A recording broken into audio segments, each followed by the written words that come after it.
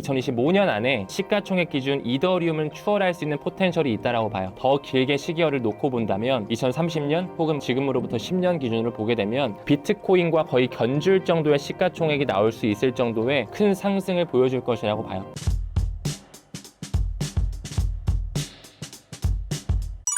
리플이 정확히 무엇인가요? 일단 리플 같은 경우는 우리가 리플 코인이라고도 생각을 하지만 하나의 회사라고 일단 봐주시면 좋을 것 같아요. 리플 회사의 어떤 뿌리와 역사를 봤을 때는 2004년서부터 시작을 했습니다. 그때 이제 라이언 푸거라는 사람이 리플페이라고 하는 하나의 회사를 만들면서 돈의 이동에 대해서 좀 자유롭게 만들고자 하나의 회사를 설립하게 됐죠. 하지만 그때 당시에는 이제 비트코인 자체도 나오지 않은 시기였기 때문에 블록체인이라든지 뭐 암호화폐랑은 전혀 연관성이 없는 그런 회사였어요. 그런 회사가 이제 2004년에 생겨나서 쭉 시간이 지나가지고 2012년이 됐을 때 지금 현재 리플의 회장 크리스 라슨이 오픈코인이라고 해서 이제 이름을 바꿔버립니다. 리플페이를 인수해가지고 이름을 오픈코인으로 바꾸고 3명의 개발자가 이제 영입이 되게 되죠. 지금 현재 리플의 CTO를 맡고 있는 데이비드 슈워츠, 그리고 지금은 이제 스텔라 재단으로 가 있는 제드 맥켈럽이 있고요. 마지막으로 아서 브리또, 또 이자는 리플이 $10,000,000로 설계되어 있다라고 얘기한 그런 이력이 있는 사람인데, 아무쪼록 이런 3명의 개발자가 오픈코인에 들어오면서 XRP 레저라고 하는 생태계를 만들게 돼요. 그러면서 XRP 레저의 어떤 네이티브 자산으로서 가치의 교환을 할 수 있도록 XRP라는 코인을 2013년도에 만들면서 그 오픈코인이라는 회사 이름을 리플랩스, 완전히 리플로 사명을 변경합니다. 그래서 리플은 뭐 코인으로도 우리가 얘기를 하지만 하나의 회사라고 일단 좀 봐주시면 좋고, 그럼 여기서 리플사가 만든 하나의 퍼블릭 블록체인이 있어요. 지금 현재 우리나라의 뭐 연세대학교나 고려대학교 같은 이런 학교들도 리플사와 MOU를 체결해가지고 실제로 계속 연구 개발을 하고 있고, 세계 유수의 아이비리그 대학들도 지금 리플사와 손을 잡아가지고 유보리 프로그램이라고 하거든요. 이런 프로그램으로서 이제 협약을 맺고 있는데, 그 퍼블릭 블록체인 XRP 레저에서 쓰이는 자산이 이제 XRP고, 실제로 리플 자체 회사 슬로건이 가치의 인터넷이다 보니까 이 금융 생태계 내에서 이제 국경 간 거래를 할 때,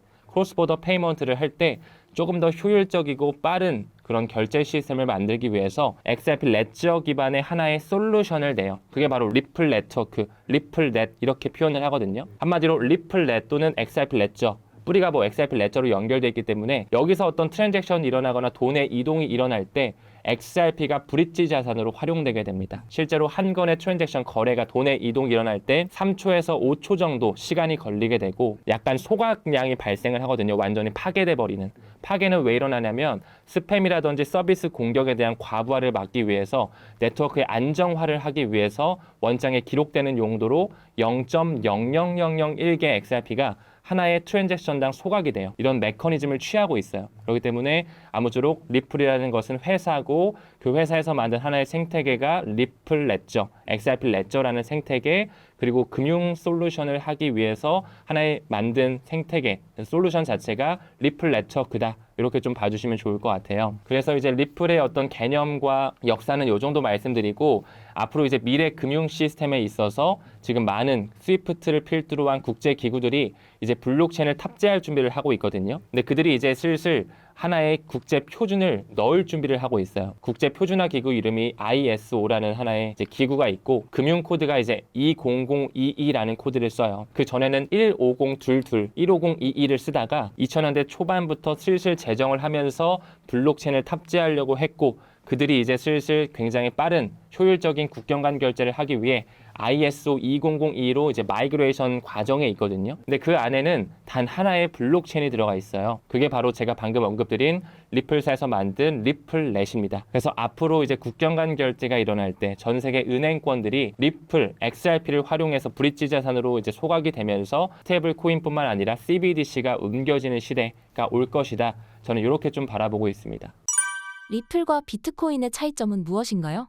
비트코인이 나온 이유가 이제 2008년에 우리가 미국발 금융 위기가 있었잖아요. 그때 뭐 서브프라임 모기지 사태도 있었고 리만 브라더스 파산 사태도 있었는데, 모든 미국 사람들 은행이 파산되면서 더 이상 중앙은행을 믿지 못하겠다라는 명분으로 비트코인이 이제 2009년 1월 달에 세상에 나오게 됐거든요. 비트코인 백서를 읽어보면 가장 중요한 핵심 문장이 피어 투 피어 방식으로 P2P 결제를 하기 위해서 나왔다, 이렇게 나오는데, 여기서 이제 사람 대 사람 간 피어 투 피어라는 것은 중앙 어떤 매개체, 중간 서버를 거치지 않고 돈을 옮기는 디지털 캐시 시스템을 하기 위해 비트코인이 나온 것이거든요.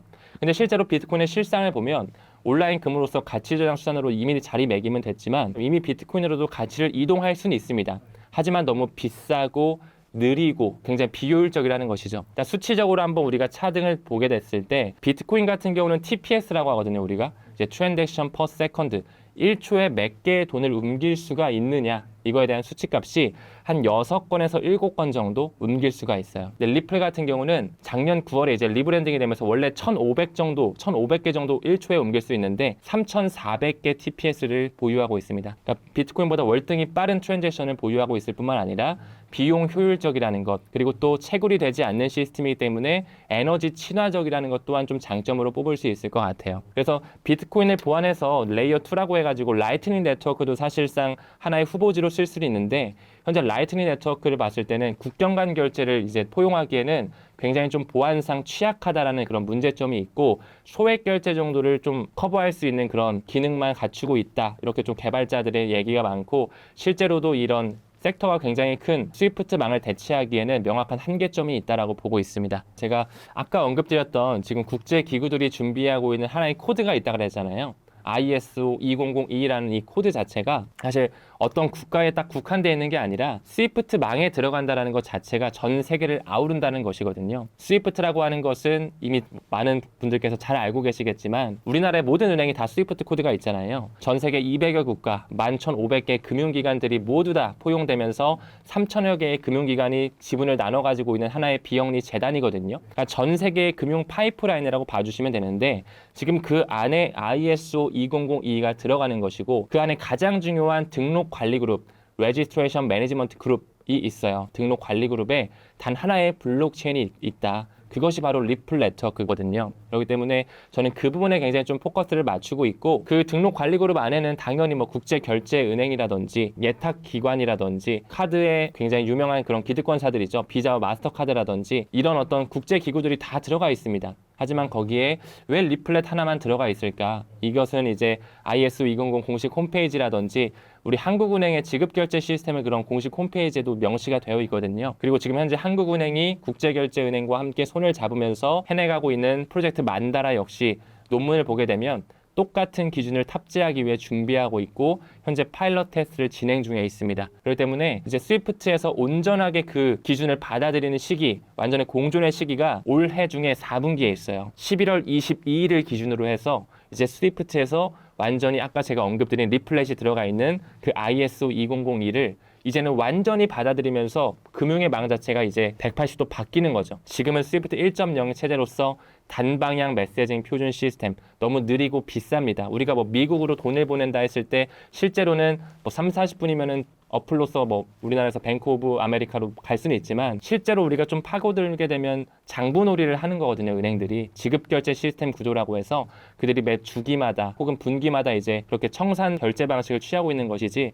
우리가 뭐 아프리카 짐바브웨로 돈을 보낸다 했을 때도 굉장히 뭐 미국을 들렸다 가야 되거나 우리가 비행기를 탈 때 뭐 저기 외진 곳을 갈 때는 막 경유지를 엄청나게 들렸다 가는 것처럼 비용이 많이 들고 시간이 오래 걸리거든요. 이제 그들이 이런 문제점을 해소하기 위해 아까 그 말씀드린 표준 ISO 2002를 올해 연말까지 11월 22일까지 완전히 탑재하는 과정에 과도기 속에 우리가 있는 것이고 그 시기가 지나게 된다. 그러면 이제는 정말 디지털 생태계가 우리한테 펼쳐지는 것이죠. 그 디지털 파이낸스 시스템 안에 리플렛이 들어가 있기 때문에 저는 더더욱 미래 가치를 긍정적으로 보고 있습니다. 리플의 가격은 어느 정도까지 올라가게 될까요? 사실 가격적인 부분을 제가 예측하기는 현실적으로 좀 어려울 것 같고 실제로 일단 저는 항상 말씀드리는 것이 리플 XRP라는 코인은 단순한 암호화폐는 아니다. 2018년 1월에 정고점을 갔을 때 리플이 시가총액 1등의 자리에 잠깐 갔었거든요. 저는 개인적으로 올해 연말 안에 2025년 안에 일단은 시가총액 기준 이더리움을 추월할 수 있는 포텐셜이 있다라고 봐요. 그리고 더 길게 시기열을 놓고 본다면 2030년 혹은 뭐 지금으로부터 10년 기준으로 보게 되면 비트코인과 거의 견줄 정도의 시가총액이 나올 수 있을 정도의 큰 상승을 보여줄 것이라고 봐요. 근데 그렇게 따졌을 때 그러면 은행에서 뭐 CBDC를 전송할 때 리플이 브릿지 자산으로 쓰인다 했는데 리플의 가격이 엄청나게 오르게 되면 너무 수수료가 비싸지는 거 아니냐, 이런 식으로 질문도 굉장히 많이 받거든요. 근데 실제로 리플을 처음부터 설계했을 때 드랍 단위라고 하는 하나의 하위 단위를 만들게끔 설계를 해놨습니다. 즉 다시 말해 과거에 우리가 삼성전자 주식이 50분의 1로 액면 분할한 것처럼 리플은 100만 분의 1로 쪼개지게끔 설계가 돼 있어요. 메이저 코인 중에 비트코인과 리플 이 두 가지가 쪼개지는 어떤 단위를 가지고 있거든요. 비트코인은 사토시 단위라고 해서 1억 분의 1로 쪼개지게끔 설계되어 있고 리플 XRP는 100만 분의 1 드랍 단위를 취하고 있다는 것이 굉장히 좀 우리가 의미심장하게 받아들여야 되지 않을까, 이렇게 생각하고 있습니다. 리플 발행량의 절반 이상이 에스크로 물량으로 묶여 있는데 누군가 의도적으로 조작한 걸까요? 너무 좋은 질문이라고 생각이 드는데, 사실 리플 XRP에 대해서 오랫동안 투자를 하고 에스크로 물량에 대해 공부하고 SEC의 법적 공방으로서 리또속이라는 그런 약칭이 들어올 만큼 왜 이렇게 가격이 눌러 있을까를 생각해 봤을 때 반드시 그 세력들이라고 하는 빅5 자산 운용사가 매도 물량을 일부러 만들어낼 것이다. 그렇지 않고서야 7년 동안 이렇게 삼각수렴을 나오지는 못할 거라고 저는 생각을 했거든요. 실제로 리플사는 2017년 말부터 1000억 개의 그 물량 중에 55%, 550억 개를 에스크로 물량으로 락업을 시켜놨어요. 잠궈놨다라는 거죠. 그런 다음에 안전한 매매 보호 서비스라고 하는 하나의 명분으로서 너희들이 한번 우리 XRP의 어떤 ODR 플랫폼 리플 페이먼트를 한번 써봐라는 그런 명분으로 한 달에 10억 개씩 물량을 풀어댔습니다. 은행한테 판매를 하고 대여를 해줌으로써 이제 파일럿 테스트를 해온 거죠. 지금까지 그 550억 개 중에 에스크로 물량이 많이 분배가 되고 소각도 좀 이루어지다 보니 지금 현재는 그 에스크로 물량이 한 380억 개 정도,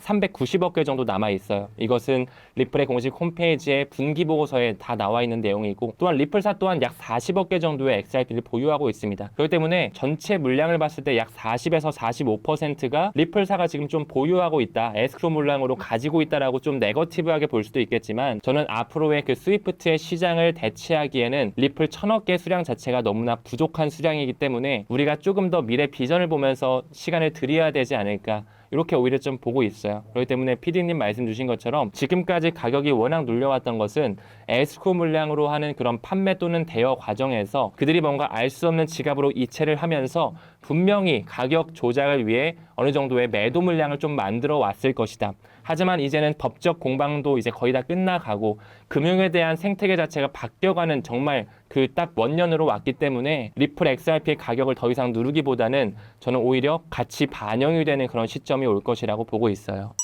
리플을 꾸준히 모으는 전략이 매력적인 이유는 무엇인가요?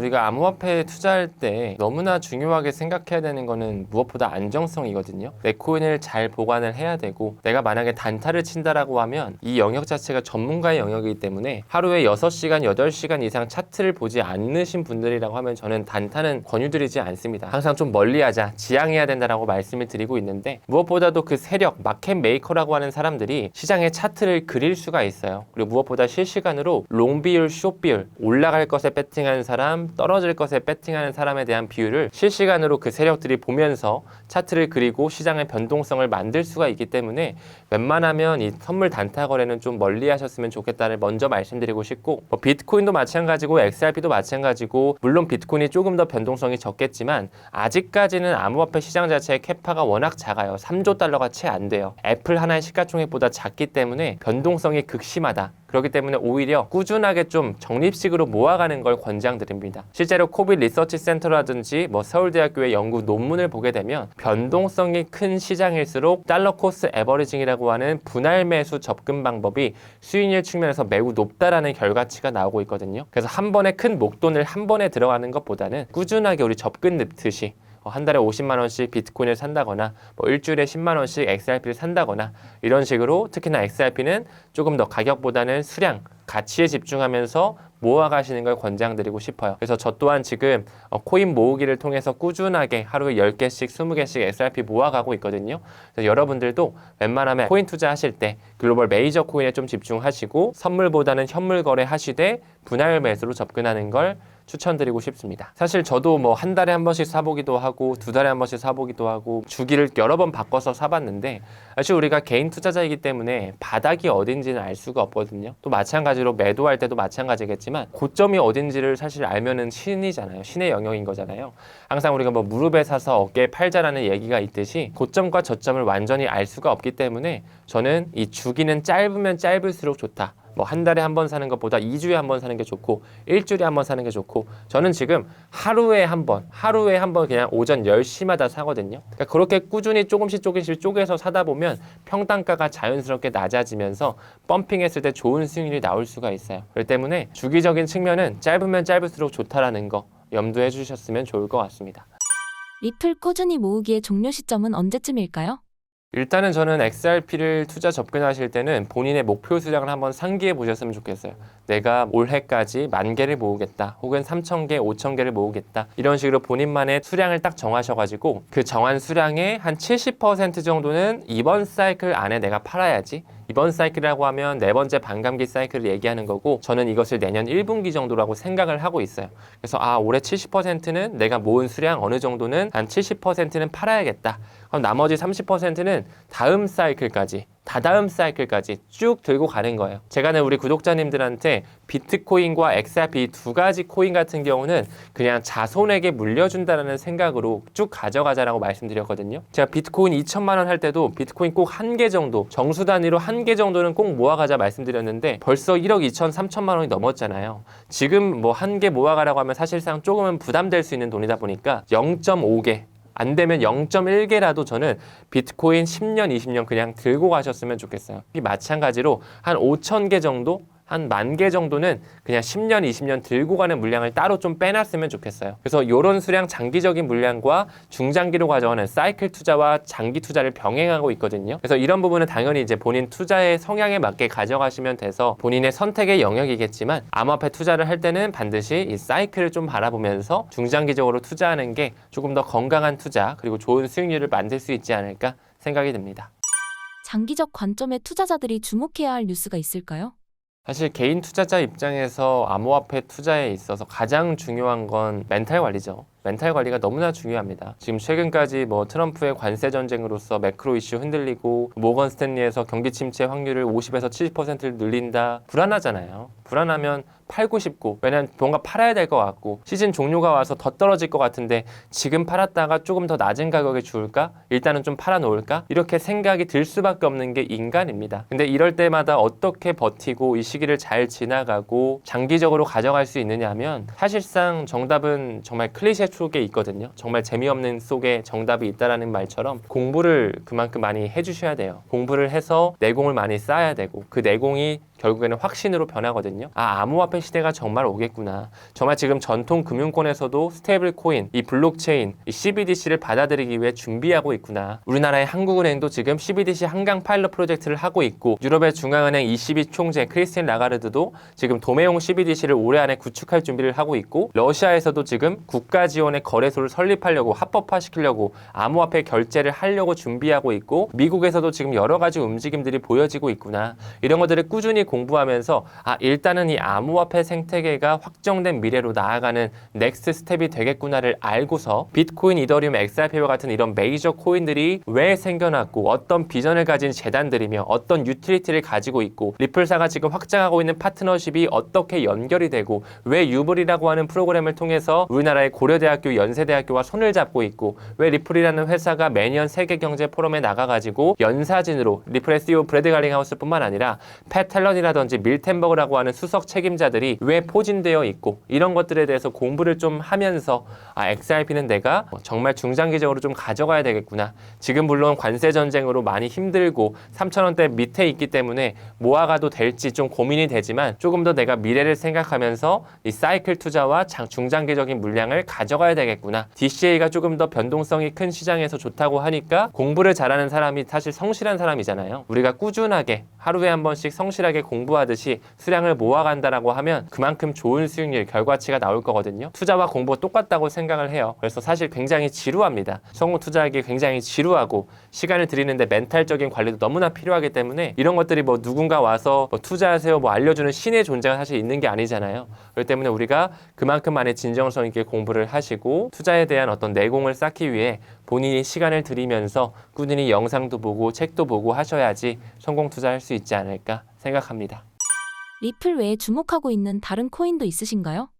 물론입니다. 지금 저 같은 경우는 포트폴리오 봤을 때 대략 한 10가지 정도를 보유하고 있어요. 물론 뭐 비트코인, 이더리움, XRP는 당연히 들어가고요. 또 트럼프가 얘기했던 솔라나나 에이다 코인, 이 5가지 코인은 사실 크립토 서밋에서 백악관 그 행사에서도 얘기했었잖아요. 비축 자산으로 가능성을 열고 있기 때문에 우리가 반드시 모아가야 되는 5개의 코인 종목이라고 생각을 하고, 그 이외에도 뭐 도지코인이나 시바이노 같은 밈코인 섹터의 대장 영역, 이 영역들도 기관의 채택을 이미 받고 앞으로 큰 커뮤니티 그리고 이제 유틸리티를 쓰일 코인들이기 때문에 저는 가져가기에 매력적인 자산으로 생각하고 있고요. 그뿐만 아니라 이제 레이어 제로라고 해서 여러 가지를 연결해주는 인터체인 프로토콜의 대장벽인 체인링크와 폴카닷 같은 친구들, 이 친구들도 지금 뒤에서는 ETF가 또 준비되어지고 있거든요. 기관의 채택을 또 받고 있고, 이미 체인링크 같은 경우는 또 리플과도 손을 잡으면서 RLUSD에 대한 디파이 생태계를 키워나가고 있습니다. 뭐 이런 코인이라든지 혹은 뭐 저장토 섹터의 대장격인 파일 코인이나 이제 프라이버시가 굉장히 중요한 시대가 올 것이거든요. CBDC라는 건 이제 통제권으로 가다 보니까, 그래서 이 CBDC에 대한 미리 준비를 위해서 프라이버시라든지 익명성을 또 보장해 줄 수 있는